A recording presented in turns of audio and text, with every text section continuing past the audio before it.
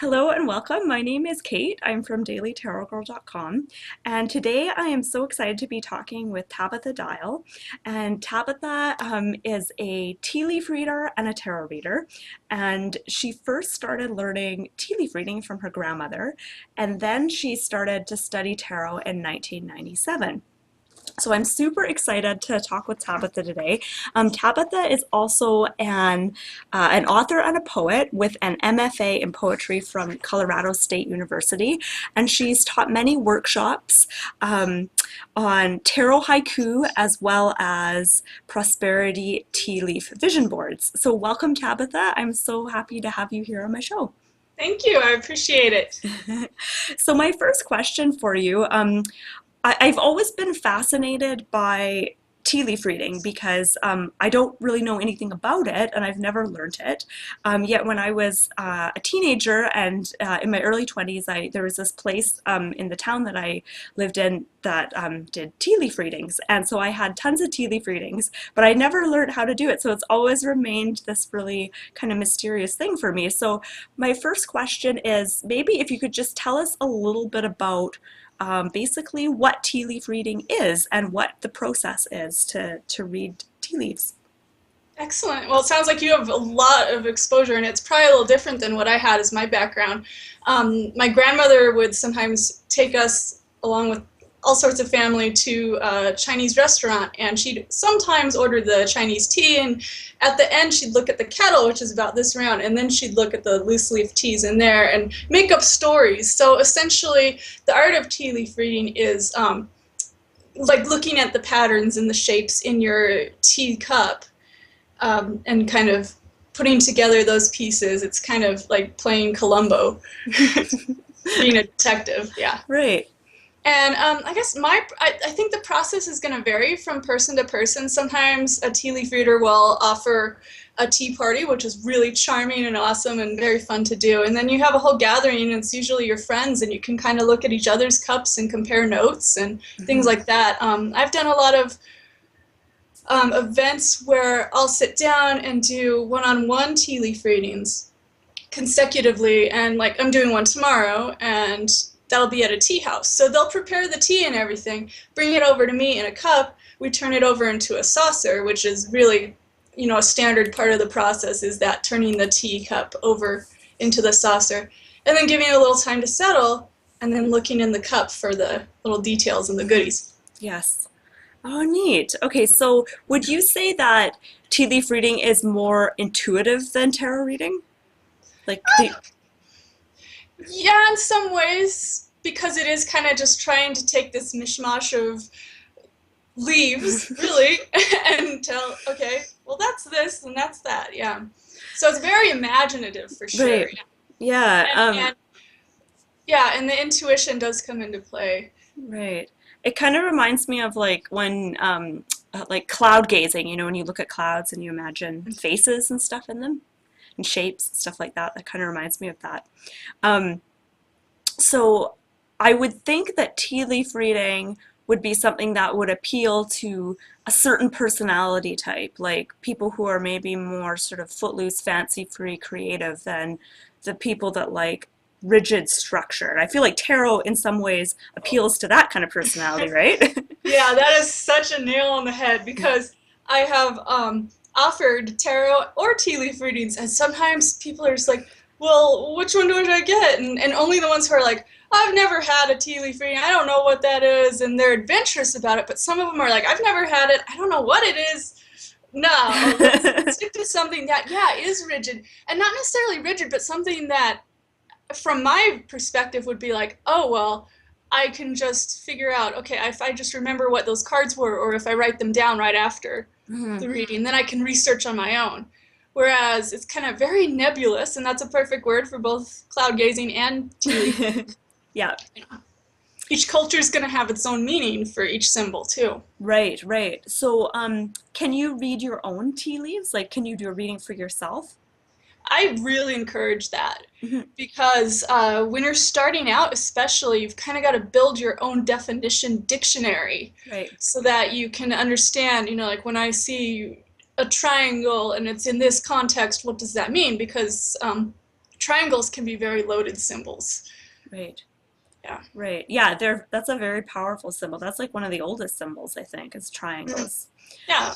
Yeah. Um, so if I wanted to learn tea leaf reading, what would you recommend that I do? Like just get some loose leaf tea and just go for it and see what shapes I see, or is there like a particular way of learning or a particular book that you'd recommend? How dare you try? No, just kidding. Um, well, yes, you definitely, and the loose leaf is a great point because you don't really want to go with those choppy bag teas. They Mm, really don't produce good images. hmm. It's not the greatest quality, and it's just a fine experience having the loose leaf teas Hmm. just kind of unfold and everything. I really like Tea Leaf Reading for Beginners by Okay. Carolyn Dow. Okay. And yeah, she's actually a Colorado author. It's funny, I found her because I was Googling myself to see how I ranked. But she's real sweet. We've actually emailed and we hope to meet in person. Tea Leaf Fortune Card book, the book that goes with it, is Hmm. really good. And Ray Hepburn is really awesome too. She's got a Facebook group. Mm. So in addition to you doing things like picking up books and diving in that way, something you can do with that too is the Facebook group that she runs. I think it's called Tea Leaf Reading and Dreams Hmm. Interpretation. Um, she like regularly helps people interpret their cups, and it's very nice community. Okay. So things like that really help. And then of course, yes, practice, practice, practice, Hmm. and maybe even post some pictures sometimes and get input from other people, not necessarily just that community if you're not comfortable with that. Hmm. Hmm. Okay, great. So, you are both a tarot reader and a tea leaf reader. So Mm-hmm. I'm just curious how those two kind of compare. Like, how is the experience different for you when you're sitting in front of someone reading their tarot cards versus when you're reading their tea leaves? Or is it the same thing? Very rarely is it the same thing. I kind of sometimes wish it was more often the same thing. Uh, yeah, the I'd say the cards can be very blatant and blunt sometimes. And then the tea leaves at times are just very confounding, but when they're on, and it's great, and in both regards. Hmm. Yeah, and I guess maybe the patience and the process involved, like, because I'll take the tea and it needs time to steep, for example. I Right. don't have my client typically drink the tea if it's just me and Hmm. the particular person. Okay. So it varies, yeah. Oh, okay. I thought you had to drink the tea and then like whatever was like left in the cup was like your fortune. Well, that's best practice, I would say. But remember, Oh. I'm a poet, so so I break some rules. Yeah, well, yeah. My sense is if I'm serving it to the person, sometimes I have tea that I've just had for forever, so it's not gonna taste as very good. And there's issues of like right now I'm enjoying my tea, but I don't know if you can tell there's a lot of Yeah. loose tea in there. Right. So it's kind of like sipping out of the top of a fish tank or something. Right. not not so fun. So I don't want to put somebody through that Mm, necessarily. that's kind of you. Yeah, and it just kind of expedites the process too. Right, right. Yeah. So, I have a few questions for you. Uh, I'm just looking over my sheet here.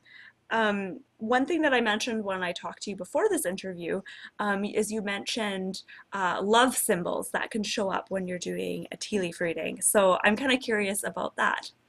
Yeah, they are very fun. Of course, heart is one that appears often, but I would say ones that I see frequently that kind of declare, okay, there's something going on there, are roses and swans, Hmm. and even sometimes I'll have tea in the client's cup that has some petals in there. So something really uncanny happened, and I posted a little blog about it and the pictures there. I posted that today, but it's a really blatant rose, even with some thorns and symmetrical leaves. And then you see the blossom, and the blossom's awesome. It's like one petal maybe Hmm. that just folded itself over, so it looks like a rose petal. and it's just all aligned, and it's like, wow, that's some Mhm. powerful mojo that got that to happen. To Yeah. have that coloration too, that variation there. And I think once I also found or saw a swan appear Hmm. in a tea leaf reading that did have a little bit of orange, like right at the beak where you would expect it in nature. So it's like, wow, okay, things are Yeah. coming together. Synchronicity for sure. Yeah. Yeah, so I'd say the swan and the rose are two primary ones, and then there's a few others. Okay. And Nice. that's kind of where the personal dictionary comes in, Hmm. because an evergreen appeared once, Hmm. and just kind of my gut or my heart, I would like to say, was kind of saying, this makes me feel like this person you're involved with makes you feel youthful, like Hmm. you're evergreen, and you're not gonna go to to brown leaves and just kind of go dormant for a winter. You're just gonna always feel vibrant. And that was a session, actually. I think I maybe made her tear up a little bit. But yeah, it was. I mean, that was such a powerful moment, and that's why experiencing the readings over and over again is really helpful, because then you create your own context, and there's a kind of a reason why Right. patterns come up the way they do. Yeah. Okay. So do you find like with tea leaf reading it sounds like such an imaginative art, where you're like I said, it reminds me of like cloud gazing where you see images in the clouds. Um do you ever feel like your own stuff can affect how you read? Like for me, like if I'm feeling depressed and I look at the clouds, I might see like demons and things or something, right? So, like, do you feel like it's hard to maintain objectivity when you're doing tea leaf reading sometimes? I love that question. I think I have a tendency to be the bright and sunny reader, and that's kind of why people will be like, "Oh, she was great," because I have such a positive Yeah. towards things, especially with the tarot cards. I'm like, "Oh, swords. Well, there are a lot about mental conflict. It's not necessarily somebody wounding you. This is an opportunity. The Three of Swords. It's an opportunity to Right. heal. So I mean, and that carries over, of course, into about everything, and that Mhm. includes tea leaf readings. So yeah, I Right. think there's a layer of that. So good question. Yeah.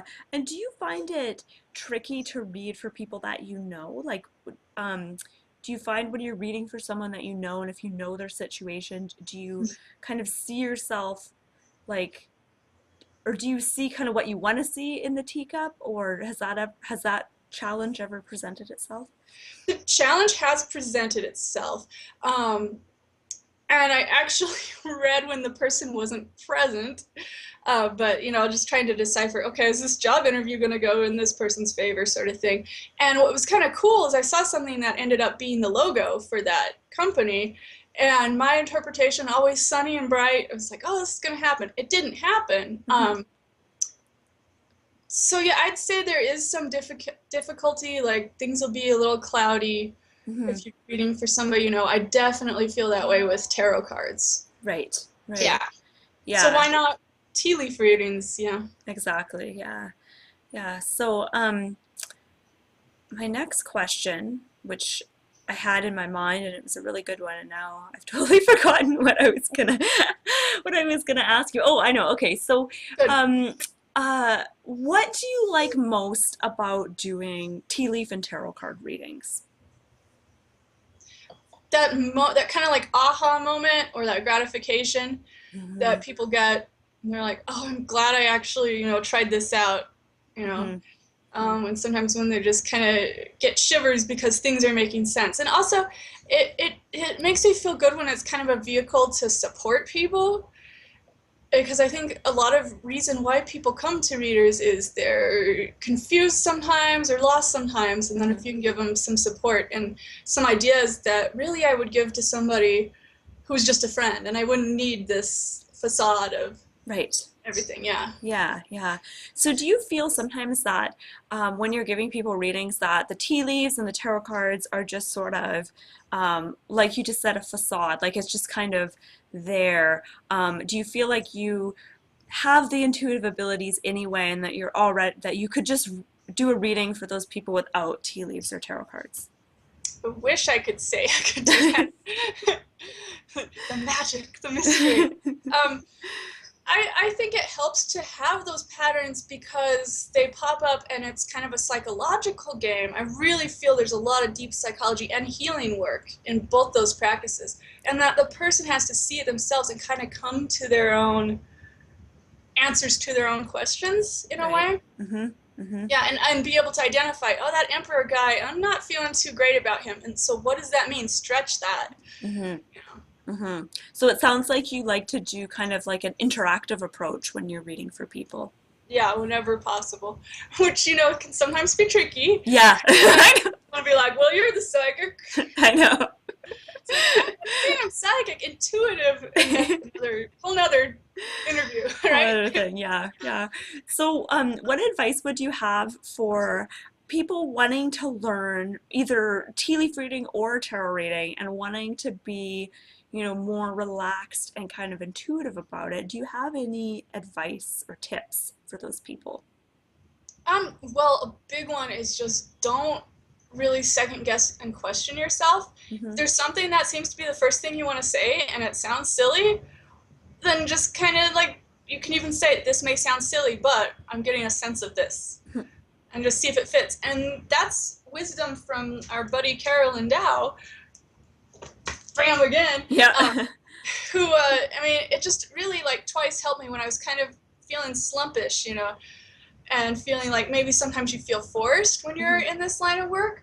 I just, read one of the basic ideas is, you're not just looking at your tea leaves in a really kind of open manner and kind of just slant glancing at it and indirect. But it's just kind of like that first impulse, that first impression. Like it doesn't have to look exactly like a lion, but you're Hmm. thinking lion when you look at it. Right. There's some reason that came into your head. Yeah, it's part Okay. of the discussion. So embracing, I guess, the discussion that can come from everything that's in front of you. Right. Okay. I like that. Yeah. So my next question, I find like I'm always telling people to trust their intuition, when it comes to, reading tarot or being more intuitive. I'm always saying, trust your intuition. Um, but sometimes we're wrong. And I know I've trusted my intuition when I've been giving a tea leaf or not tarot reading, and I've said something, and then the person I'm reading for will be like, no, that's totally wrong. Um, and then it kind of damages your confidence a little bit.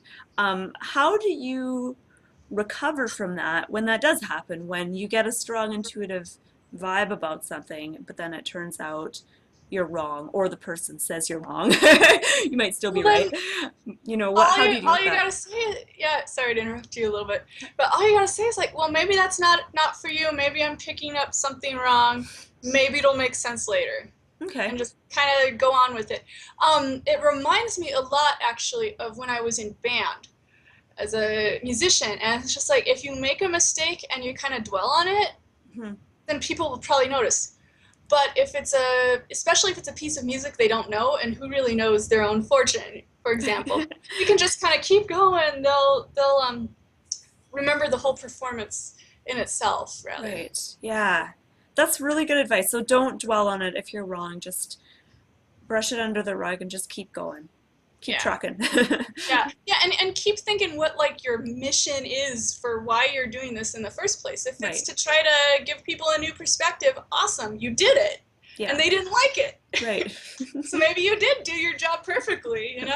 Right, right. Okay, exactly. Yeah. I like that. I like that perspective of looking at it. Yeah. So, what has been your most sort of memorable reading or most interesting reading that you've done? One that was pretty interesting that just kind of had an unusual image that I really wish I took a picture of, but I didn't because her daughter was right after. I wanted to get to her. Um, Ended up being at the bottom of the cup was it looked like somebody kind of running, like really on like a street sign, so like that. Yeah. And like coming off the back was a yellow petal. And Hmm. the way the petal was kind of folded and it looked kind of windblown, and it was very much like a superhero. And I'm like, and you're a mom, it's just so perfect. So that was kind of cool. And then there was another. where a rooster was prominent in the bottom of the cup. And it was like roosting for sure. And it was funny because she was dealing with her sister moving back, and her sister was born in the year of the rooster. Mhm. So it's fun when Oh, those things kind of come together. yeah, I was gonna say coincidences or not coincidences, but what's that called? Synchronicities. Yeah, yeah. Yeah. So what, I mean, it sounds like you were, you had a grandmother who was intuitive who did tea leaf reading, and then you got into tarot later in 1997. What Mhm. was it that drew you to tarot specifically? Oh, I don't know how I got these like catalogs sent to me, Mhm. but they were like kind of new agey, kind of Celtic-y, and they were really cool and had these beautiful items in it. I think crystal balls were some of them too, and they were advertising tarot cards, and I was like, "What are these exactly?" And just really drawn to the imagery primarily. And then I think there was that element of, "Oh, you can divine with them too. What is that all about?" So, Hmm. Hmm. yeah. Cool. So were you drawn to sort of the mysterious nature of them? Yeah, and maybe the occult power too, and the fact that nobody else I knew was doing that. Yeah. So did you find it easy to learn tarot since you had been reading tea leaves, or was it a whole different ballgame? Actually, it was a whole different ballgame, and it was new in itself because the tea leaf readings were just kind of something my grandmother would do. It was just kind of entertainment that I really didn't register Hmm. as something that I was learning and absorbing. It wasn't something I was exploring until about 5 years after I started tarot. Okay. Maybe even, probably even more than that. Um, so yeah, tarot really was the foundation first. Hmm. Hmm. Yeah. Okay. So my next question is, you have to forgive me. I just my brain It's is not okay. working. I have a head cold, and You also just made me realize how misleading my biography is by putting tea leaves first. oh, yeah. It So must be. what do you consider? Do you consider yourself more of a tarot reader or more of a tea leaf reader? Oh, that's great. I'd like to specialize more in tea leaf reading because Hmm. that's much more of a niche. Hmm. Hmm. Do you feel like people are what are people more open to? Are they more open to tarot just because it's more common, or? Yeah, I think so, and I think of course that's going to vary from region to region too, Hmm. and yeah, what kind of like tea houses you might be able to find and things like that. Hmm. Yeah. Hmm. So where can people find you if they want to learn more about you? I know you've got an Etsy shop and you've got a Oh, website. oh yeah. I've got my website's tarotandtealeafreadings.com, which is Okay. very, very long. But you could also probably just search Tabitha Dial. Okay. And then Etsy shop is it Etsy slash, yeah, Etsy.com/shop tarot and tea readings. So no leaf that time. Okay, so I will put those links. If you're watching on YouTube, I'll put the links in the description of the video below. And if you're watching on my website, I'll put the links just on the blog, like just underneath the video. I'll put those links there if you want to check out Tabitha's stuff. So what kind of stuff do you have in your Etsy shop? I haven't looked at your Etsy shop. I've been to your Ah, website. You've got great stuff on your website, by the way. well, For thank it, you. yeah, for anyone who's like interested in learning more about especially tea leaf reading. I know you've got some cool videos and stuff on there that I thought were really great. Thanks. Yeah, I just started my YouTube channel. So there's one that's kind of an introduction on how to prepare your tea leaves. Yeah. So if people are interested in that, it's like 5 minutes at most, and it just kind of showed you my method. And then I want to explore kind of a good angle for getting into the intuition of tea leaf reading. And then on the Etsy shop, I have things like you can get a session for 20 minutes with me, and you can have your own tea leaves prepared, and then we'll look at them together. So it's Hmm. very much like a one-on-one. Yes. Yeah, which is a really nice option. And I'm also right now doing 10% off Ooh, for Valentine's Day with the coupon code LOVE10. nice. Okay. Yeah, I'll put that I'll put that below the video as well. I So, appreciate that. so, uh, when you do the tea leaf readings with people where you said you both kind of look at the tea leaves, are those in person or do you do them over Skype?